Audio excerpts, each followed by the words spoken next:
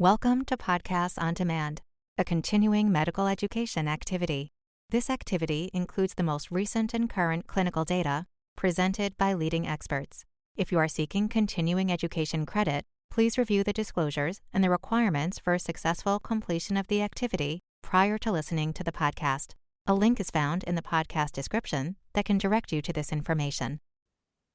Thank you for joining us for Clinical Clips in Hemophilia, Cutting Edge Advances, presented at ASH 2024. My name is Dr. Guy Young, and I'm a professor of pediatrics at the University of Southern California Keck School of Medicine and director of the Hemostasis and Thrombosis Center at the Children's Hospital, Los Angeles. In this clinical clip, I'll highlight key data presented at the 66th American Society of Hematology annual meeting and exposition in San Diego, California. We're first going to talk about two abstracts related to factor products. And the first one, and they're both actually related to efanesoctocog alpha.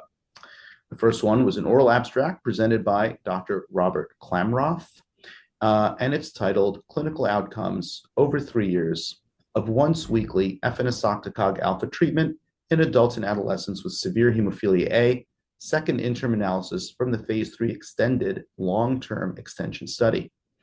Basically, this was the study that continued from the Phase 3 trial of efanesoctocog alpha that is now published by Aneta Vondragulski in the New England Journal of Medicine. This trial has taken the patients out beyond the first year and well into, past the second year into the early third year. The weeks of follow-up total was 116 weeks. What this study showed in terms of the extension study is that patients continued to not have frequent bleeding events, not in their joints, not treated bleeds. The ABRs were all continued to be less than 1, as was seen in the main phase of the study.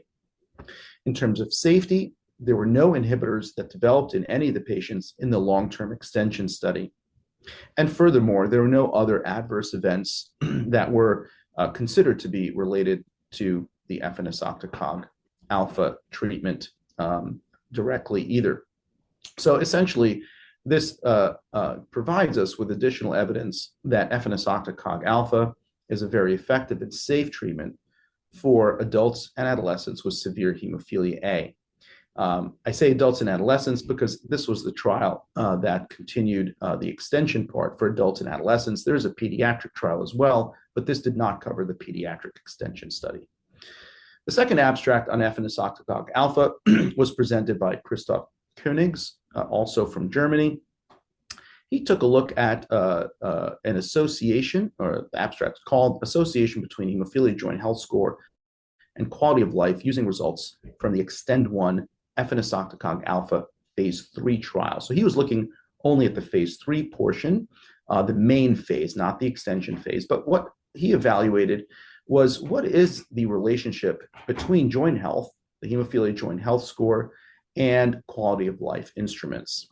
And essentially what was found here is that for patients who reported an improvement in their hemophilia joint health score over the course of the study, they also simultaneously demonstrated improvement in a variety of quality of life instruments, obviously specifically related to physical health domain, but also to other domains as well. So the point here is that for those patients whose joint health improved by this specific score, the HJHS, also had improvement in quality of life instruments. The patients who did not have an improvement in their HJHS basically did not have improvements in their quality of life. It wasn't as if things necessarily deteriorated. There were 1 or 2 domains that seemed to get worse, but nothing really significant of note. So this basically just links the fact that if you're on efanesoctocog alpha and you've got improvement in joint health, you're going to reflect that as well in the improvement in quality of life. For those whose joint health didn't improve, it was probably already because their joint score was so low. And so for them, their quality of life, some of them stated they got worse, some got better, but that probably had more to do with either social reasons or other things unrelated to the study. So the second abstracts that we're going to take a look at are going to be related to non-factor therapies. And specifically, we're going to start with factor VIII mimetics. There was a presentation by Professor Tadashi Matsushita, which was titled Safety and Efficacy of Mimate, prophylaxis administered once every 2 weeks for patients with hemophilia A, with or without inhibitors, interim analysis of the Frontier 4 open label extension study.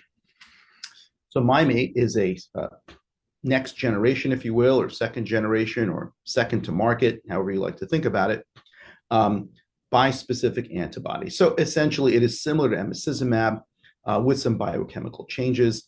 It is now being studied in phase 3 trials. Those trials are called the Frontier trials.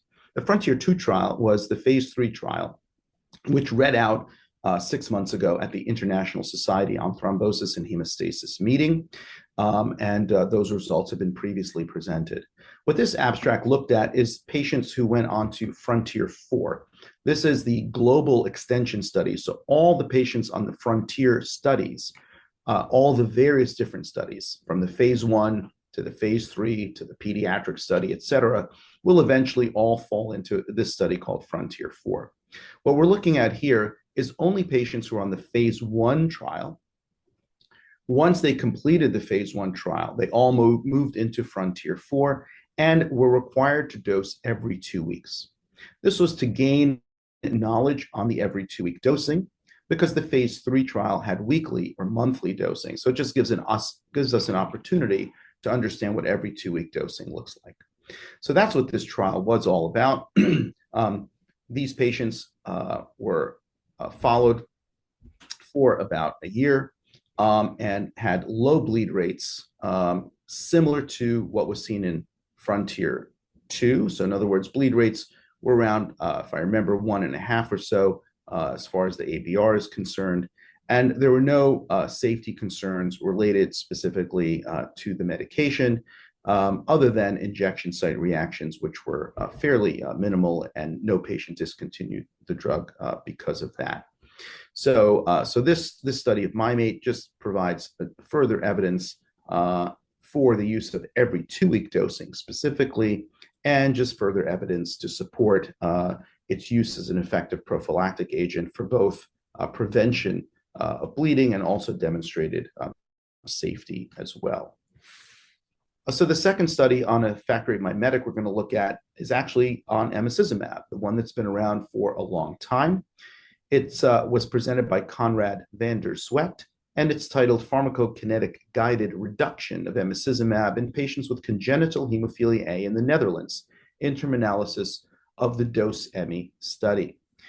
So emicizumab has been around and licensed for 6 to 7 years around different countries in the world for use in patients with hemophilia A to prevent bleeding, patients of all ages, and patients with and without inhibitors. There's been questions about whether the dose of emicizumab, that is the approved dose all around the world, is really necessary to give that much. I guess that's kind of the question. Can we lower the dose? We know from studies in developing nations, lower middle income countries, that patients have reduced, or prescribers have reduced, the doses of factor VIII compared to what we use in better resource countries, and finding quite effective results. And so the question here is, for a drug as expensive as emicizumab, can we lower the dose without lowering any of the efficacy? The short answer is yes. So they had a dose strategy where patients would be targeted towards a lower pharmacokinetic level of emicizumab. So instead of 50 micrograms per milliliter as the trough, they were aiming for more around 30 micrograms per milliliter. And they had done some simulation type studies that suggested that that dose, or that targeted level, should be just as effective as the higher one. So they put patients into these two pools, maintaining the regular dose, or actually the targeted lower dose.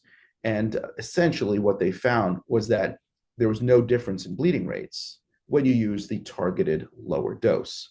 And so as a result, they suggested that it would be much more cost effective, particularly around the world, in some countries where emicizumab is financially restricted to either certain patient populations or just limited to how many patients can get it, that by lowering the targeted level of emicizumab, it will utilize a lower dose, lower the cost, and allow for better access to patients around the world. So this is a really well thought out, well planned study and executed well with really good results.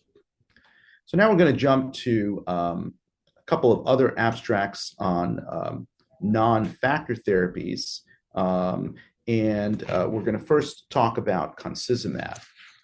So the first abstract will be one by Amy Shapiro. It's called Annualized Bleeding Rates in Patients with Hemophilia A or B and Inhibitors with and without target joints at baseline. Results from the concizumab phase 3 Explorer-7 study.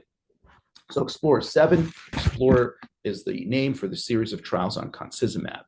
Explorer-7 is specifically for patients with hemophilia A and B with inhibitors.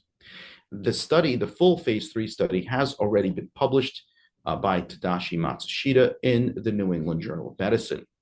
This is a sub-analysis of that data, which basically broke the patients out into those with target joints at baseline versus those without target joints at baseline. Presumably, those with target joints at baseline have worse joint disease and probably wouldn't necessarily respond as well, at least initially, versus those without target joints at baseline, healthier joints to start with, that should have lower bleeding rates. And essentially, what was found in the study is that concizumab was very effective at preventing bleeding for both groups. The group with previous target joints or group of target joints at baseline and those without target joints at baseline. Those with target joints at baseline did have somewhat higher annualized bleeding rates, which is not surprising, than those without target joints at baseline, because it's essentially selecting for patients with worse joint disease. But the bleed rates for those patients were still really quite low. And moving forward in time, it'll be interesting to continue to see this analysis as patients stay on concizumab, because target joints take some time to resolve. The inflammation in those joints takes time, meaning months to even some years to resolve. And so it is possible that at some point in the future, if this analysis continues to be done, that this difference between a somewhat higher bleed rate for those with target joints at baseline and those with lower target joints at baseline will become more muted and perhaps even at some point become equal. The next study is by Davide Mattino. It is called Descriptive Characterization of Bleeding Events in Participants with Severe Hemophilia A or B without inhibitors receiving prophylactic marstacimab treatment. So marstacimab is another tissue factor pathway inhibitor, similar to concizumab that I just described before. Very similar mechanism of action. Marstacimab is in fact now approved in the United States for patients with hemophilia A or B without inhibitors who are older than 12 and more than 35 kilograms. This was a study looking at detailed bleed data from the main phase 3 trial, which is called BASIS. And what Professor Mattino presented was a whole variety of different types of bleeding events, and looking at the bleeds between time periods. So the first 6 months on the main phase of marstacimab versus the second 6 months, treated bleeds versus untreated bleeds, joint bleeds, spontaneous bleeds, etc. I think the main takeaway here is that with marstacimab, the bleeding rates do seem to be a bit higher than the other medications. And that spanned across all the different types of bleeds, whether we looked at joint bleeds versus non-joint bleeds, treated bleeds versus non-treated bleeds, spontaneous bleeds versus traumatic bleeds. I think one unfortunate thing about this presentation is that the annualized bleeding rate, which is typically how we would present data like this, was not offered in the presentation. And so what we know is from the same presentation a year ago that had earlier data that the annualized bleeding rate was about 5.5 for marstacimab, but they did not show us what the bleeding rate was for this further dive into the study, which took us into like 1 year on the active treatment phase. So it was a little disappointing that we didn't get to see the annualized bleeding rate. Sitting in the audience and looking at it, it was hard as the slides were going by to calculate it, but it does seem like the bleeding rates in general and the different type of bleeds, as I mentioned earlier, with marstacimab are a bit higher than we've seen for other medications. Now, it's difficult to look at different patient populations. I mean, it's not necessarily the best thing to do to compare studies this way, but I think that was my sort of take on it, is that there were relatively higher bleeding rates compared to some of the other medications. Moving on to another drug called fitusiran. So the first presentation on fitusiran was by Steve Pipe. It was called Reduced Doses of Factor Concentrates and Bypassing Agents to Treat Breakthrough Bleeds in Patients with Hemophilia A and B on fitusiran antithrombin-based dosing regimen, which is called the Atlas OLE study, OLE meaning open label extension. It'll take way too long to get into all the previous history of fitusiran, but suffice it to say that right now there's dosing that is targeting a specific antithrombin level between 15 and 35%. So fitusiran lowers antithrombin levels, that's its mechanism of action. And in the open label extension study, we're targeting levels of antithrombin between 15 and 35%. What this analysis looked at was when bleeds did happen, how were they managed and how quickly were they controlled? So when you're on fitusiran, there's a specific bleed management guideline that uses much lower doses of factor 8 to treat bleeds or factor 9 to treat bleeds for hemophilia B, or for patients with inhibitors, lower doses of factor 7A and lower doses of FIBA. So essentially the bleed management, if you're on fitusiran, is to use whichever medication is most appropriate, whether you have hemophilia A or B, with or without inhibitors, but to use substantially lower doses than is typically used, or maybe not substantially, but much lower, typically half to quarter doses. And those bleed management guideline doses have been published in the multiple phase 3 trials that have already been published in the literature. And what Dr. Pipe showed in this study is that when bleeds did occur in patients on this trial, this extension trial with fitusiran, and again, these are patients with hemophilia A and B with and without inhibitors, that far less factor was needed. So fewer doses, less of a duration of treatment. So instead of sometimes 3 days or 4 days, it might be only 1 or 2 days.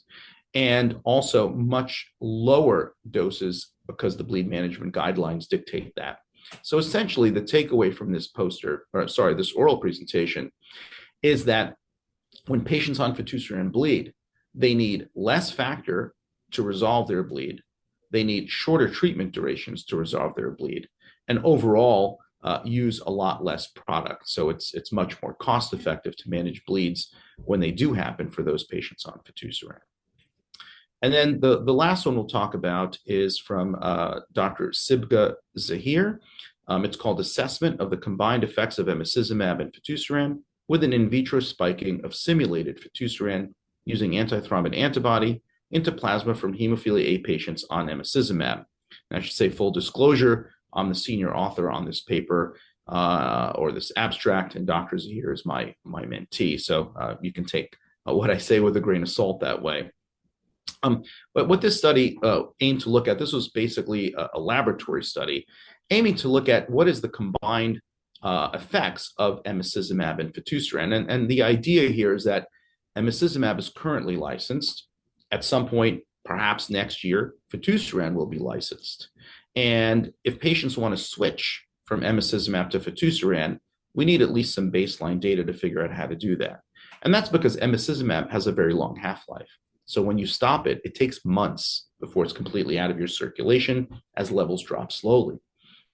Furthermore, when you first dose fitusiran, it takes about a month for the onset of the antithrombin lowering of fitusiran. So with those two the long half-life of emicizumab and the slow onset of fitusiran, how is one to figure out this switching process? Now, the first thing I'll say is there is a clinical trial that is going on right now, enrolling patients switching from emicizumab to fitusiran, and really that's what's going to give us, the safety data But this study was aimed to provide some information to inform the trial. And what was shown was that as long as antithrombin levels are above the therapeutic range for fitusiran, so above 35%, that there wasn't an excessive amount of thrombin generation in patients on emicizumab. So this trial took blood from patients currently receiving emicizumab. So the emicizumab levels, if you will, are in vivo, while the fitusiran antithrombin lowering was in vitro. That was through spiking experiments of an antithrombin antibody. Once you get into the therapeutic range for fitusiran, 15 to 35%, if you are still having emicizumab levels that are therapeutic, that's when the thrombin generation started to get really high.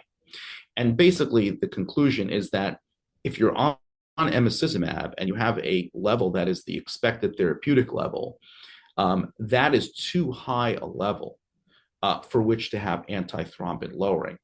And so therefore, when emicizumab is going to be switched over to fitusiran, there has to be a lag. Now, whether that lag needs to be a month or 2 months remains to be determined. And that lag allows for the emicizumab levels to drop while the fitusiran is slowly dropping the antithrombin levels. So we never get into a situation where both drugs are essentially in their therapeutic range, because that's what results in excessive thrombin generation.